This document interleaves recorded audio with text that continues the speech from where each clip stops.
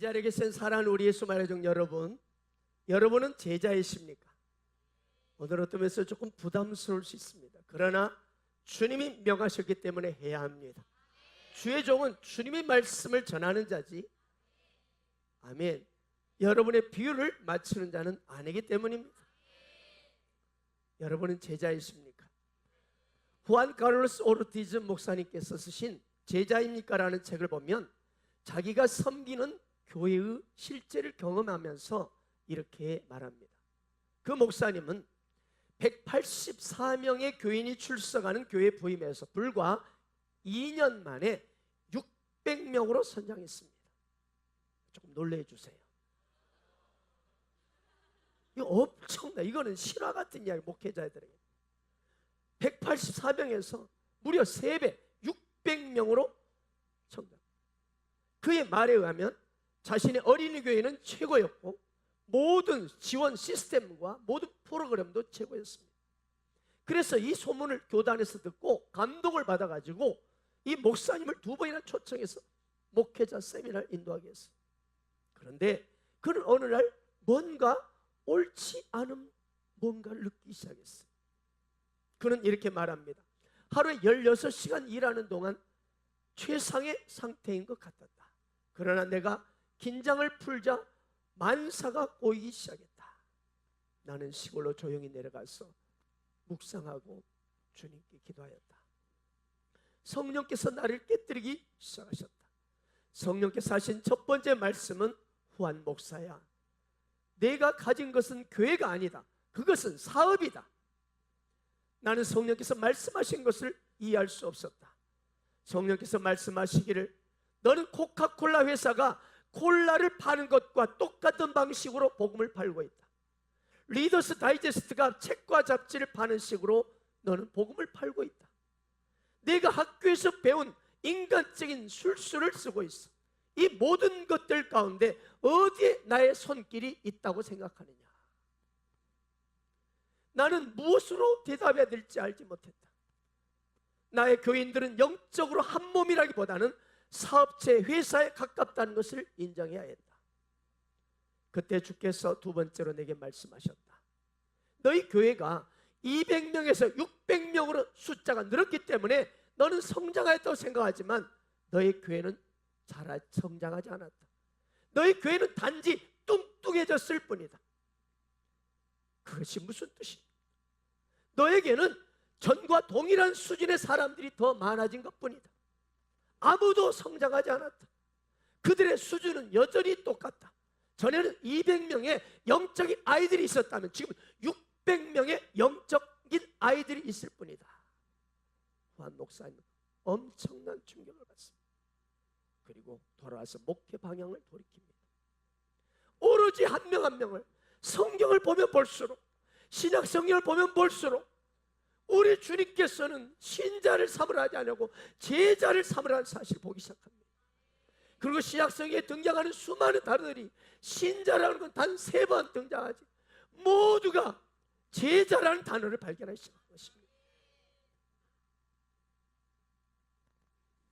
예수께서 이 땅에 오셔서 3년 반 동안에 그분이 행하신 공생의 사역 동안에 3분의 2의 시간을 오직 12명의 제자에게 몸부림쳤다는 사실을 보게 된 거예요. 수많은 무리들이 그 곁을 따라다녔지만, 예수를 추종했지만 오직 12명에게 당신의 모든 가치와 생명과 그분이 가지고 있는 모든 것들을 가르쳐 주셨다. 그리고 모델로 삶에서 보여주셨다. 그리고 여전히 제자들 앞에 그분이 승천하시면서 떠나면서도 너희는 가서 신자를 삼으라 하냐, 너희는 가서 모든 민족으로 제자를 삼으라는 말씀을, 그 동일하게 바울이고 모든 예수님의 제자들이 가서 제자 삼는 현장을 보게 된 것입니다. 그래야 이 목사님은 오로지 한 명 한 명 성도를 주님이 원하는, 그냥 예수 믿고 천당 티켓 받아놓는 그런 신자를 넘어서서 주님의 뒤를 따르는, 가르치고 치유하고 전도하는, 바로 주님이 원하는 제자를 세우는 목회를 하겠다고 결단합니다. 그리고 그대로 매진하면서 지금은 브라질에서 가장 건강한 교회로 성장했습니다. 최고의 리더십으로 쓰임받고 있습니다. 사랑하는 이 자리에 계신 여러분, 여러분은 제자입니까? 오늘 본 말씀은 예수께서 드디어 공생의 사역을 시작하시면서 현장 가운데 가시는데 열심히 살고 있는 한 사람 한 사람을 하나님 나라에 쓰임받는 제자로 부르시는 장면이 나옵니다. 자, 그렇다면 여러분, 우리는 오늘 누가 과연 주님으로부터 부르심을 제자로 받는지, 그리고 누가 주님과 함께 하나님 나라의 주인공으로 쓰임받는지를 오늘 본 말씀을 통해서 살펴보길 원합니다. 그래서 이 자리에 계시고 예배드리는 우리 모두가 주님부터 부르심을 받는 제자가 되게 하시고, 그리고 하나님 나라와 몸된 교회 앞에 아름답게 쓰임받는 그 한 사람, 그 영광스러운 제자가 되시기를 축원합니다. 자, 오늘 본 말씀 1절 16절 보십시다. 갈릴리 해변으로 지나가시다가 시몬과 그 형제 안드레가 바다에 금을 던지는 것을 보시니 그들은 어부라. 또 하나 19절 보겠습니다. 19절. 조금 더 가시다가 세베대 아들 야고보와 그 형제 요한을 보시니 그들도 배에 있어 그물을 깁는데. 자, 이 두 절 말씀에서 우리는 제자로서의 부르심을 받을 수 있는 공통 자격을 발견하게 됩니다. 그게 뭔가요? 첫째는 삶의 현장에서 열심히 부지런히 성실하게 일하고 있는 사람을 주님은 제자로 부르신다는 것입니다. 여기 시몬과 안드레, 이 시몬은 나중에 베드로로 이름을 주님이 바꿔주죠. 너는 페트라, 반석으로 바꿔줍니다. 베드로. 이 시몬과 동생 안드레가 두 사람이 뭘 하고 있었어요? 뭘 하고 있다가 주님부터 부르심 받습니까? 그물을 바다에 막 던지고 있어요. 그물을 막. 어부의 할 일이 뭡니까? 고기를 잡는 거예요. 현장에서 열심히 그물을 내리고 있는 거예요. 또한 야고보와 동생 요한도 보세요. 예수부터 부르심을 받을 때 배에서 그물을 깁는데 그물을 수선하고 있었어요. 뭐죠? 어부로서 열심히 삶 현장에서 성실하게 일하고 있는 거예요. 그렇습니다. 이 두 사람 역시 자기가 맡은 일에 부지런하게 성실하게 최선을 다하고 있는 거예요. 모세를 부르실 때도 보세요. 호렙산 떨기나무에서 모세야 모세야 부를 때 그가 뭐라고 있었어요? 바로 그가 목자로서 양을 열심히 돌보고 있을 때였어요. 엘리사를 부르실 때도 마찬가지죠. 이 엘리사가 12결이 소를 앞세우고 열심히 밭을 갈고 있을 때 엘리야가 겉옷을 던지면서 제자로 부릅니다. 다윗도 보세요. 그가 목동으로 양들을 열심히 한눈 팔지 않고 돌보고 악한 맹수로부터 지키며 성실히 부지런히 일하고 있을 때였습니다. 누가 하나님 나라의 부르심을 받을 수 있는 그런 좋은 제작감입니까? 삶 현장에서 열심히 최선을 다하고 부지런히 일하고 있는 사람이에요. 만약 여러분이 지금 하고 있는 일에 성실하게 부지런히 일하고 있지 않는 사람이라면 제자로 부르심받기 어렵다는 거예요. 성실하고 부지런한 사람이 제자가 될 수 있습니다. 가정주부는 가정일에 충실하고, 학생은 공부하는 일에 충실하고, 학생이 공부는 안 하고 자꾸 딴짓 안 되면 그건 제자로 부르심받기 어렵습니다. 회사원은 회사 일을, 사업하신 분은 사업장에 충실하고 열심히 일하고 있는 사람, 이 사람이 제자의 자격이 있습니다. 자기가 마땅히 할 일을 하지 않고 대충대충 슬렁슬렁 적당히 하고 게으르고 눈치 보고 이런 사람은 주님의 제자로 부르심받기 어렵습니다. 작은 일에 충성하고 있는 자를 주님은 큰 일을 맡겨주시는 거예요. 둘째로 주님은 팀워크가 좋은 자를 제자로 부르십니다. 여러분, 팀워크가 좋습니까? 오늘 말씀 보세요. 베드로, 안드레가 함께 팀이 되어서 고기를 잡아요. 어부들은 혼자 잡지 않습니다. 야고보, 요한도 아버지 세베대와 세 사람이 팀워크를 이루어서 배에서 그물을 깁고 있어요. 낚싯대 하나 가지고 강가에 가서 이렇게 계속 낚시질 하는 사람, 이런 사람은 강태공이라고 그래요. 그런데 어부는 강태공 혼자 하는 사람, 혼자서는 절대 할 수 없어요. 같이 그물을 내리고 같이 그물을 잡고 끌어올려야 됩니다. 아멘이시죠? 그렇습니다. 동역할 줄 아는 사람, 여러분이 속한 셀에서, 또한 교회 공동체에서, 여러분의 회사에서, 사업장에서, 학교에서 이 팀워크가 좋은 사람, 이 팀워크가 좋아요. 내가 가면 팀워크가 잘 이루어져. 근데 내가 가는 데마다 팀워크가 막 깨져. 문제가 생겨. 여러분, 팀워크가 좋은 자를 주님은 제자로 부르신다는 거예요. 또한 오늘 본 말씀 통해서 제자가 누구냐? 제자는 과연 무하는 사람이냐? 제자의 본질, 제자로서의 사명을 정확히 알 수 있는 말씀이 17절에 나와 있습니다. 자, 17절 볼까요? 시작.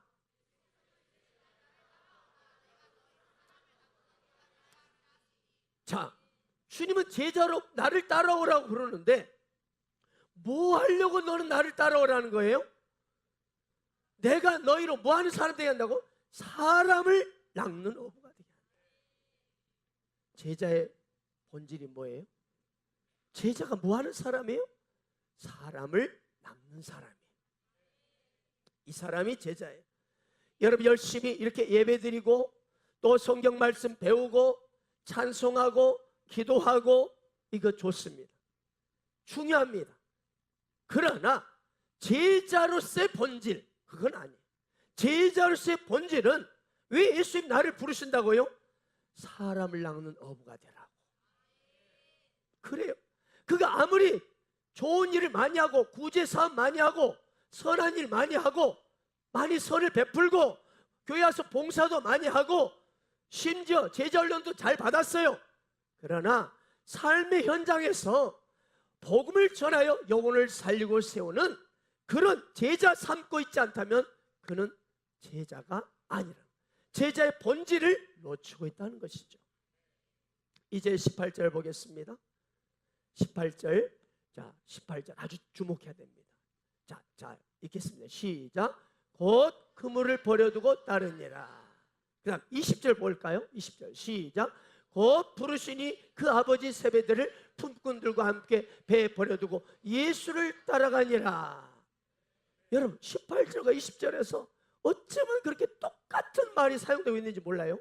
자, 똑같이 쓰는 단어가 뭐가 있는지 볼까요? 자, 다시 18절 시작. 20절.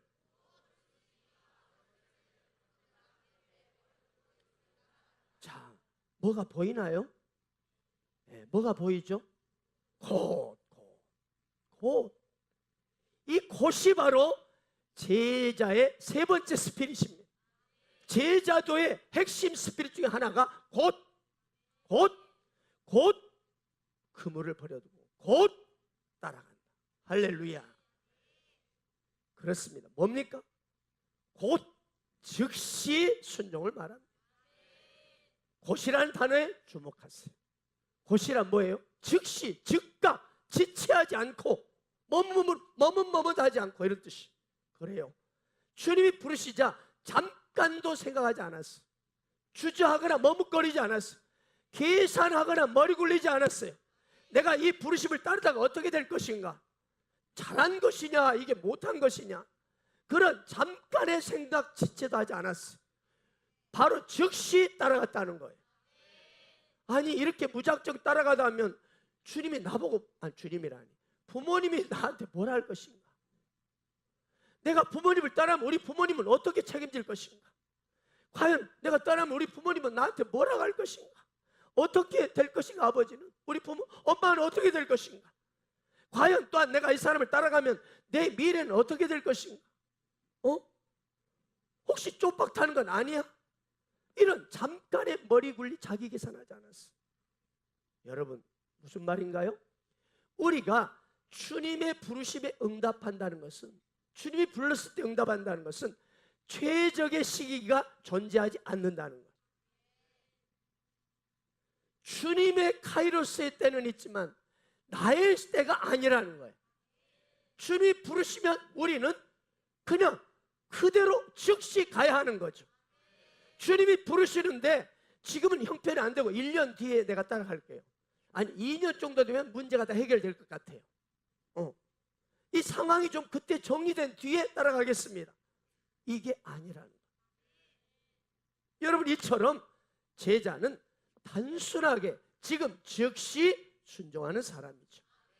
머리 굴리거나 이해타산을 하거나 상황과 형편을 따지는 사람은 제자 되기가 어렵습니다. 이 사람은 세상에서는 성공할 수 있어요. 왜? 계산력이 빠르고 이해타산이 착착 나오니까 참 딱! 오! 그러나 세상에서는 성공할 수 있어요. 그러나 주님 나라 안에서는 좋은 제자가 될 수는 없습니다. 그래서 주님이 말씀한 강조하신 게 있어요. 자, 이제 본 말씀 18절 20절에 또 하나 주목할 단어가 있어요. 버려두고라는 단어가 또 나옵니다. 18절에도 곧 그물을 버려두고 20절 보세요. 20절도 그 아버지 세베대를 아버지를 품꾼들과 함께 배에 버려두고 따라가는 거예요. 이것이 네 번째 제자도예요. 무슨 말입니까?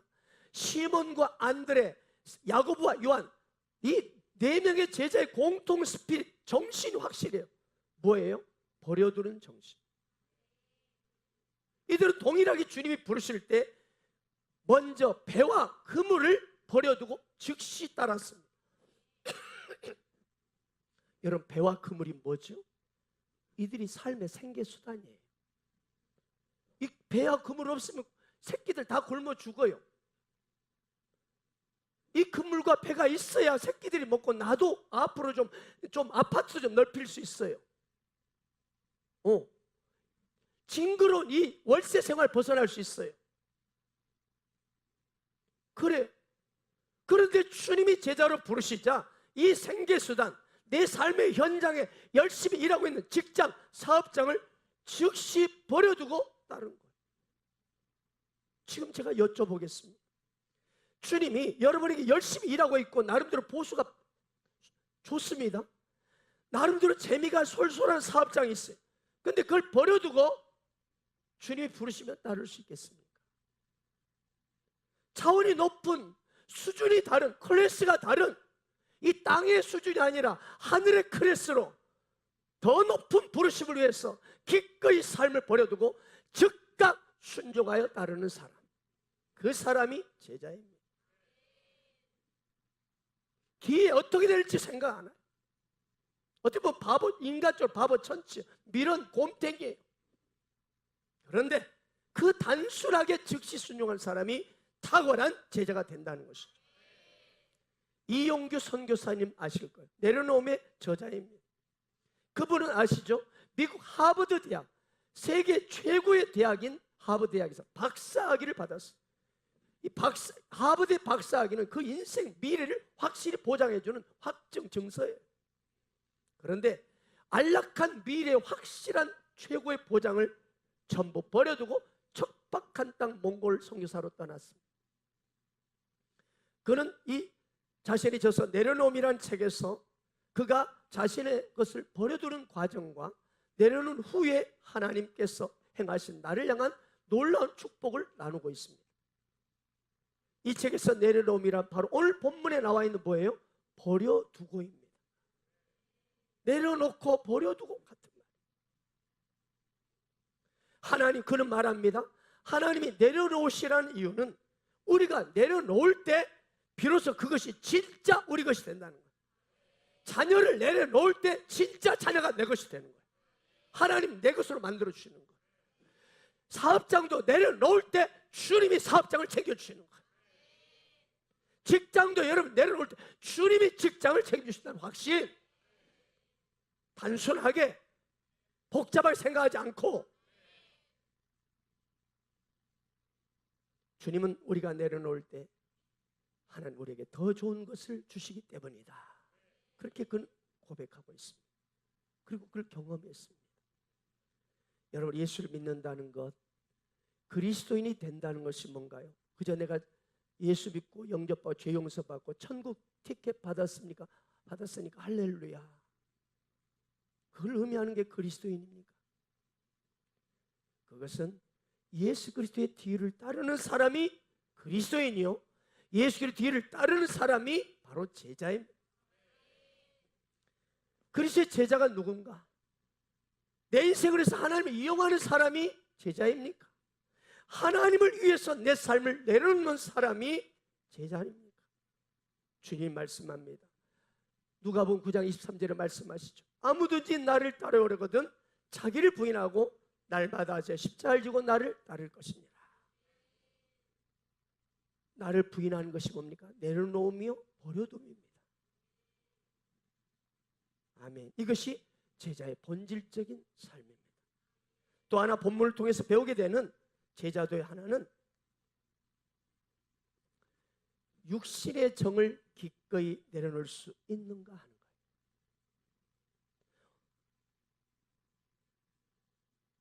오늘 야고보와 요한을 20절에 보니까 20절 볼까요? 정확히 곧 부르시니까 그 아버지 세배들을, 아버지를 왜 당신 알아서 이제 하시고 나는 갑니다.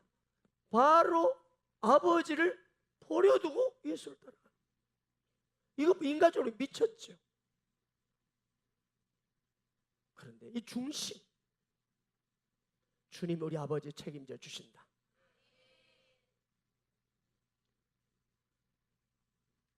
바로 이것이 제자도라는 거예요.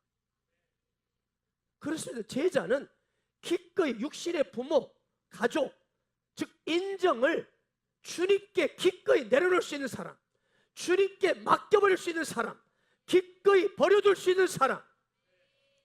엘리야가 엘리사를 부르는 장면도 동일해요. 엘리사가 12결의 소를 앞세우고 밭을 열심히 갈고 있을 때 엘리야가 겉옷을 벗어서 취해서 탁 던집니다. 이 말은, 이 겉옷은 그 사람의 직분과 그 권세를 말합니다.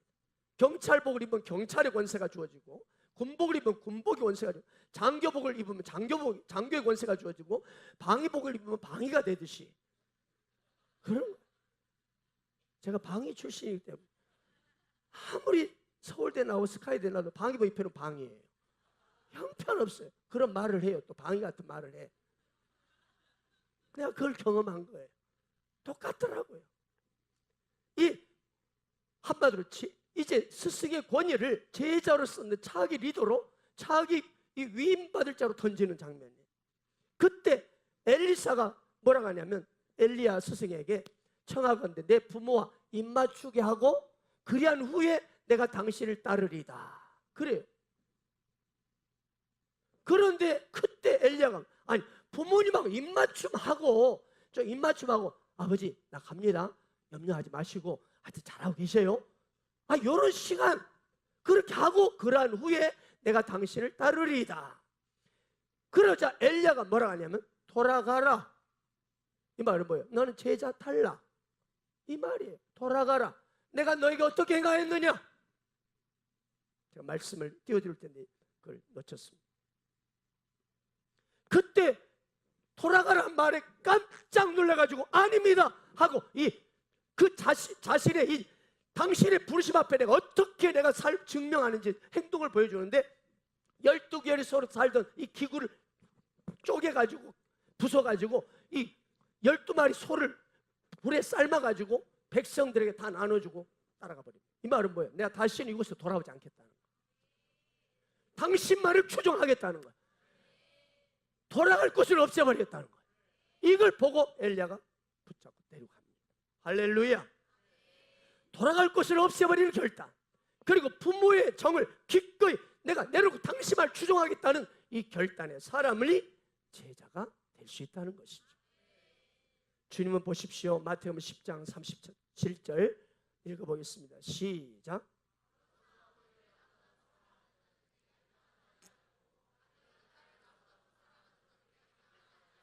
아멘. 또 누가복음 14장 26절입니다. 시작. 자기 부모와 처자와 형제와 자매와 더욱이 자기 목숨까지 미워하지 아니하면 능히 내 제자가 되지 못하고.